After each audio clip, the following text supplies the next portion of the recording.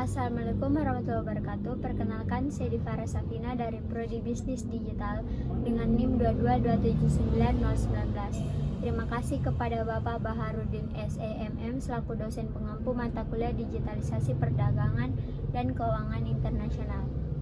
Baik, di sini saya akan menjelaskan mengenai penggunaan trade credit dalam meningkatkan daya saing ekspor perusahaan. Adapun latar belakang, dalam dunia perdagangan internasional yang semakin kompetitif, perusahaan ekspor menghadapi tantangan besar untuk tetap bertahan dan unggul di pasar global. Salah satu strategi yang sering digunakan untuk mendukung keberlanjutan dan pertumbuhan ekspor adalah pemanfaatan trade credit atau kredit perdagangan. Trade credit merupakan fasilitas pembayaran yang diberikan oleh pemasok kepada pembeli, memungkinkan pembayaran dilakukan di masa mendatang setelah barang atau jasa diterima.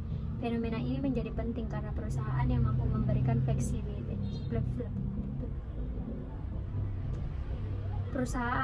memberikan fleksibilitas pembayaran cenderung lebih menarik bagi pembeli internasional. Persaingan global yang ketat, terutama dengan kemunculan banyak pelaku usaha baru di negara-negara berkembang, membuat perusahaan perlu mencari cara untuk menawarkan nilai tambah. Penetapan trade credit tidak hanya meningkatkan daya tarik produk, tetapi juga memberikan keunggulan kompetitif melalui kepercayaan dan hubungan bisnis jangka panjang. Dalam konteks ekspor, trade credit juga membantu perusahaan mengatasi kendala likuiditas sekaligus memperluas pangsa pasar. Dengan demikian, trade credit menjadi salah satu alat strategis untuk meningkatkan daya saing di pasar internasional. Berdasarkan data dari International Chamber of Commerce atau ICC, sekitar 80% perdagangan global melibatkan penggunaan pembiayaan perdagangan termasuk trade credit. Di Indonesia, laporan Bank Indonesia menunjukkan bahwa pada tahun 2022, sekitar 65% perusahaan eksportir menggunakan fasilitas trade credit untuk mendukung transaksi ekspor mereka. Penggunaan trade credit ini terutama ditemukan pada sektor manufaktur dan agribisnis yang menyumbang lebih dari 50% total ekspor nasional. Selain itu, survei Kementerian Perdagangan pada tahun 2023 mencatat bahwa perusahaan yang memberikan fasilitas trade credit berhasil meningkatkan volume ekspor sebesar rata-rata 12% dibandingkan perusahaan yang tidak menggunakannya. Data ini menunjukkan bahwa fleksibilitas pembayaran melalui trade credit berkontribusi signifikan terhadap peningkatan daya saing perusahaan di pasar global, terutama dalam menarik lebih banyak pembeli dari negara-negara berkembang. Pembahasan mengenai penggunaan trade credit dalam meningkatkan daya saing ekspor perusahaan sangat penting, mengingat perannya sebagai strategi keuangan yang dapat mendorong pertumbuhan ekspor dan keberlanjutan bisnis. Di era perdagangan global yang semakin kompetitif, memahami bagaimana trade credit membantu perusahaan menghadapi tantangan likuiditas dan menarik pembeli adalah kunci untuk memperkuat posisi Indonesia dalam pasar internasional. Adapun 3 permasalahan yang akan kita bahas. Yang pertama, apa saja manfaat utama trade credit dalam mendukung kegiatan ekspor perusahaan. Yang kedua, bagaimana perusahaan dapat mengoptimalkan penggunaan trade credit untuk memperluas pasar ekspornya. Yang ketiga, mengapa perusahaan menghadapi kendala dalam implementasi trade credit. Adapun tinjauan pustaka, yang pertama, resiko dan tantangan penggunaan trade credit. Scott 1974 mengemukakan bahwa trade credit menghadirkan resiko tertentu seperti potensi gagal bayar oleh pembeli atau dampak negatif terhadap arus kas perusahaan. Oleh karena itu, penting bagi perusahaan untuk menerapkan strategi mitigasi risiko, seperti penilaian kredit yang ketat dan penggunaan asuransi perdagangan. Yang kedua, hubungan trade credit dengan likuiditas perusahaan. Emery 1984 menunjukkan bahwa penggunaan trade credit dapat membantu perusahaan mengatasi kendala likuiditas, terutama bagi perusahaan kecil dan menengah atau UMKM. Emery menjelaskan bahwa dengan memberikan kelonggaran pembayaran kepada pembeli, perusahaan dapat tetap menjaga alur produksi dan ekspor tanpa harus mengandalkan pinjaman bank yang seringkali lebih mahal. Yang ketiga, pengertian dan fungsi trade credit. Menurut Pattern dan Rajan 1997, trade credit adalah bentuk pembiayaan jangka pendek yang diberikan oleh pemasok kepada pemberi dengan tujuan mendukung transaksi bisnis. Mereka menyebutkan bahwa trade credit tidak hanya berfungsi sebagai alat pembayaran, tetapi juga sebagai mekanisme untuk membangun kepercayaan antara penjual dan pembeli, terutama dalam perdagangan internasional. Keempat, trade credit sebagai alat kompetitif. NG et al. 1999 menyatakan bahwa perusahaan yang memberikan trade credit cenderung memiliki daya saing yang lebih tinggi di pasar global. Mereka menjelaskan bahwa fleksibilitas pembayaran ini dapat menarik pembeli baru dan mempertahankan pembeli lama sehingga meningkatkan volume ekspor secara signifikan. Dan yang terakhir, pengaruh trade credit terhadap ekspor. Fernando dan Mulier 2013 dalam studi mereka menemukan bahwa perusahaan yang aktif menggunakan trade credit cenderung memiliki akses pasar yang lebih luas, terutama di negara-negara berkembang. Mereka juga mencatat bahwa perusahaan ini mampu mencatat pertumbuhan ekspor lebih tinggi dibandingkan perusahaan yang tidak menawarkan fasilitas tersebut. Masuk kepada pembahasan.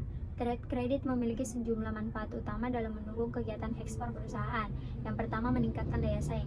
Dengan memberikan fasilitas pembayaran yang fleksibel, perusahaan menjadi lebih menarik di mata pembeli internasional, terutama mereka yang memiliki keterbatasan likuiditas. Hal ini meningkatkan daya saing perusahaan di pasar global.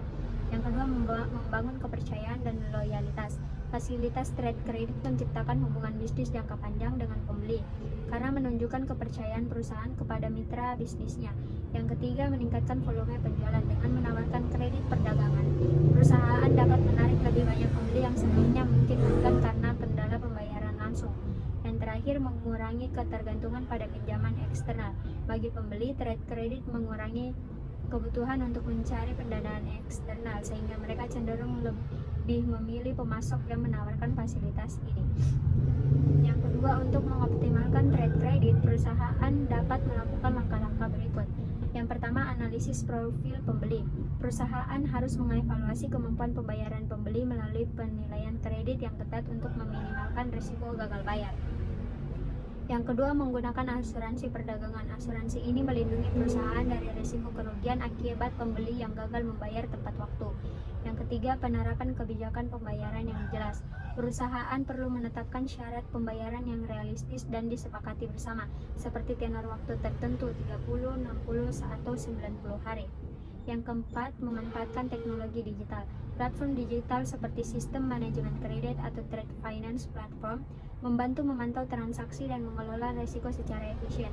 Yang terakhir, membangun kemitraan dengan lembaga keuangan. Dengan melibatkan bank atau lembaga keuangan, perusahaan dapat mengelola cash flow lebih baik melalui fasilitas diskon piutang atau factoring. Baik, masuk kepada pembahasan yang ketiga. Terdapat beberapa kendala yang dihadapi perusahaan dalam mengimplementasikan trade credit. Yang pertama, resiko gagal bayar. Pembeli mungkin mengalami kesulitan finansial sehingga tidak mampu melunasi kewajiban tepat waktu. Ini dapat mengganggu arus kas perusahaan. Yang kedua, beban operasional tambahan. Pemantauan dan pengelolaan kredit perdagangan memerlukan sumber daya tambah, baik dari segi waktu maupun biaya. Yang ketiga, ketergantungan pada kapasitas likuiditas perusahaan. Perusahaan yang memiliki arus kas terbatas mungkin kesulitan menawarkan fasilitas ini, terutama jika pembeli memiliki masa pembayaran yang panjang. Yang keempat, perubahan nilai tukar. Dalam perdagangan internasional, fluktuasi nilai tukar dapat memengaruhi nilai piutang dalam mata uang asing. Dan yang terakhir, kurangnya pengetahuan atau infrastruktur. Beberapa perusahaan, terutama UMKM, mungkin kurang memahami mekanisme trade credit atau tidak memiliki sistem yang mendukung pengelolaan kredit tersebut. Adapun kesimpulan, penggunaan trade credit terbukti menjadi strategi efektif dalam meningkatkan daya saing ekspor perusahaan.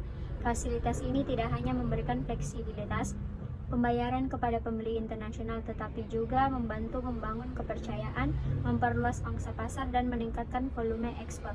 Meskipun memiliki risiko sering seperti gagal bayar dan kendala arus kas, manfaatnya yang signifikan menjadikannya alat kompetitif yang penting di era perdagangan global. Dengan pengelolaan yang tepat, trade credit dapat mendukung keberlanjutan dan pertumbuhan perusahaan dalam pasar internasional. Adapun saran, yang pertama, meningkatkan manajemen risiko. Perusahaan perlu melakukan evaluasi kredit yang cermat terhadap pembeli dan menggunakan asuransi perdagangan untuk mengurangi risiko gagal bayar. Yang kedua, memanfaatkan teknologi.